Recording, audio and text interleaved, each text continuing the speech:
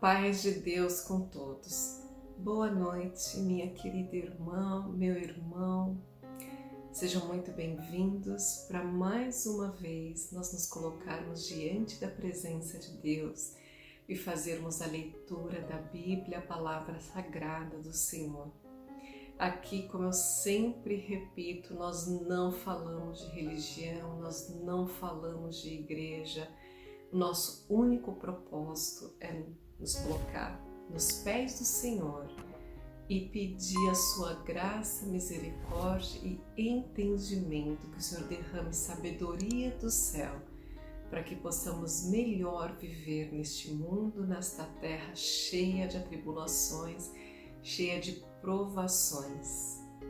Hoje, com a guia do Espírito Santo e a ajuda de Deus, nós vamos fazer a leitura do livro de Gênesis, capítulo 36, que fala sobre a descendência de Esaú.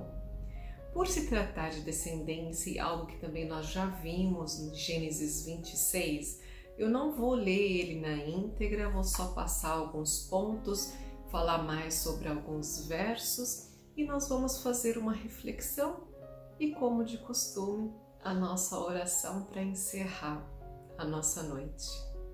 Vamos começar? E estas são as gerações de Esaú, que é Edom. Veja que também, assim como Jacó passa a se chamar Israel, Israel nós vimos no capítulo passado significa o homem que vê Deus. Esaú, que teve esse nome de Esaú porque ele nasce bem peludinho, ele é um homem ruivo, com bastante pelo. Ele já nasce, com pelos, então ele ganha esse nome de Esaú. E muitos fatos vermelhos na vida de Esaú. Ele é um homem ruivo, depois ele vai morar nas terras de Seir, que é uma terra vermelha. Quando ele vende a primogenitura dele para o irmão, troca por lentilhas vermelhas. Então tem muitos fatos, acompanhamentos vermelhos, e por isso ele se chama Edom, que quer dizer vermelho, rubro em hebraico. E então nós vamos ver que vai nascer os edomitas através de Esaú, que agora passa a se chamar Edom.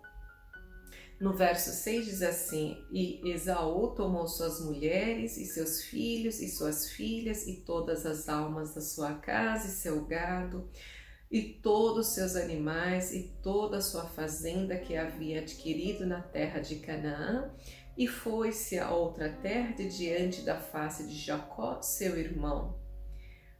Porque a fazenda deles era muita para habitarem juntos, e a terra de sua peregrinação não os podia sustentar por causa do seu gado.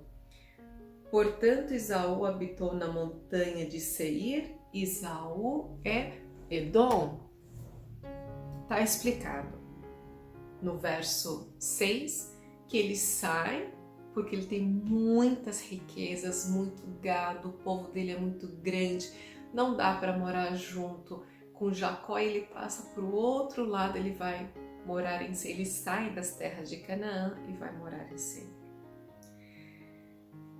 Mas vamos fazer uma reflexão que depois já começa a falar do nome das esposas, cada esposa quantos filhos tem. Lembre-se que ele pegou 2 esposas das terras dos cananeus e depois ele vai buscar mais uma esposa, filha de seu tio Ismael.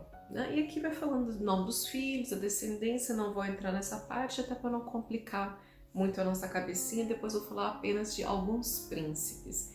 Por que príncipes? Porque torna-se um reinado. Vejam que Esaú, Edom, ele não herda a bênção de Deus, mas ele é um homem muito próspero. Muitas pessoas confundem prosperidade financeira com bênçãos divinas. Muitas pessoas com poucos recursos financeiros são ricamente abençoados por Deus, porque a bênção era espiritual. A bênção não é e nunca foi dinheiro, nunca foram riquezas materiais. E Edom, Esaú, ele não serve ao Deus verdadeiro, ao Deus vivente.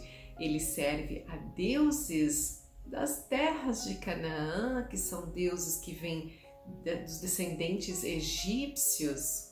Até mesmo, lembre-se que Deus diz, não tomem mulheres dos cananeus, né? Que era para se casar com a linhagem de Abraão, da família de Abraão, era para se casar entre eles, porque eles adoravam o Deus verdadeiro. E nós vemos o quanto não estar na mesma comunhão, você é influenciado, né?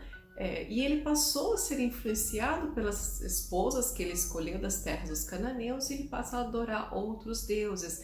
Lembre-se que no capítulo passado nós vimos que Deus orientou a Jacó que fosse para Betel, e Jacó diz a toda a sua família, a todos os seus servos, vamos jogar fora os outros deuses.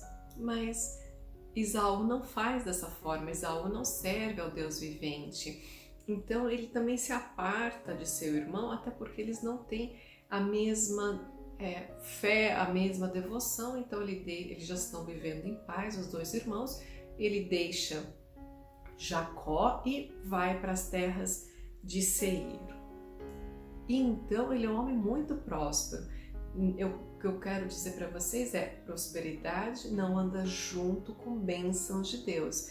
Veja que ele é sim um homem abençoado, porque Deus disse que ele seria servo do menor, né? Desde do ventre de sua mãe, ele fala, está gerando duas nações. Ele já dizia que Esaú seria uma nação, uma grande nação, mas que ele estaria com Jacó e o maior serviria o menor. Ele é servo de Jacó, mas ele é um servo liberto. Ele não é um servo que anda debaixo do encalço do irmão, não. Ele é servo de Jacó, ele se coloca depois como servo de Jacó, porém é um servo livre que tem as terras dele, as riquezas, os gados, muitos bens, e ele se torna verdadeiramente uma nação, e por isso que ele vai ter príncipes, né? Seus filhos tornam-se príncipes. Um homem muito próspero, mas um homem afastado de Deus, próspero financeiramente, abundante em riquezas materiais, pobre de espírito, porque ele está longe do Deus verdadeiro, ama deuses de estátuas, ama deuses de bronze, ama deuses que nada podem fazer por ele como homens. Eu vou ler mais um verso porque tem um príncipe muito importante que nós vamos ouvir muito ainda sobre o seu povo. O príncipe Corá, o príncipe Gaitã, o príncipe Amaleque. Estes são os príncipes de Elifaz na terra de Edom. Estes são os filhos de Ada. O que eu quero chamar sua atenção, guarda esse nome, é Amaleque. São os amalequitas que depois tornam-se perseguidores dos filhos de Deus. Posteriormente, nós vamos ver que eles perseguem ferozmente os filhos de Deus, e é um príncipe vindo da descendência de Esaú, aquele que ama a outros deuses e não ao Deus verdadeiro. E depois vai falando de toda a descendência de Esaú. Nasce um, morre aquele, nasce esse, morre o outro, e por fim, no verso 43, termina assim o capítulo: o príncipe Magdiel, o príncipe Irão.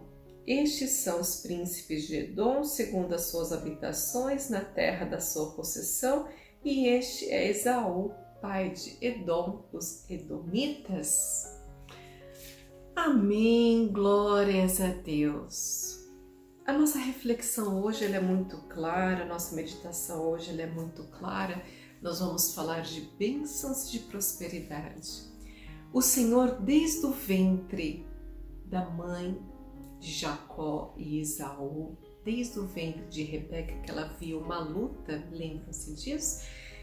Lutavam os filhos dentro do seu ventre, e ela questiona Deus, pergunta a Deus, por que isso acontece comigo? Então ele diz, porque duas nações há no teu ventre, e o maior servirá ao menor.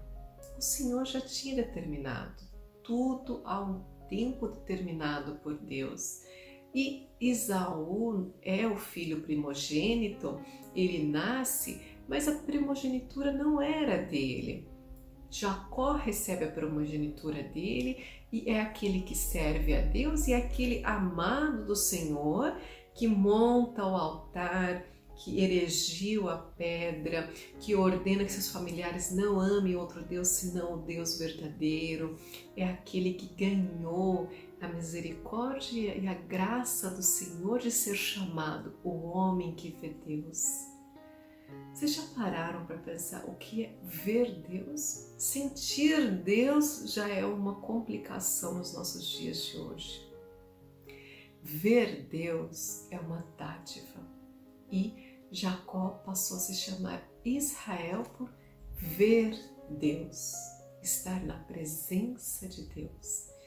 Mas o seu irmão mais velho fez as suas escolhas, foi contra o conselho de seus pais, não se casou com mulheres da família, muito pelo contrário, foi buscar mulheres da terra onde o Senhor havia: não se case com as mulheres dos cananeus. Ele foi, já trouxe 2 de uma única vez, e depois, quando ele vê o pai abençoar o irmão, ele fica mais irritado ainda, quis afrontar mais uma vez os seus pais e vai em busca uma filha do seu tio, que era aquele tio que não reconhecido por Deus, né? Que é o seu tio Ismael.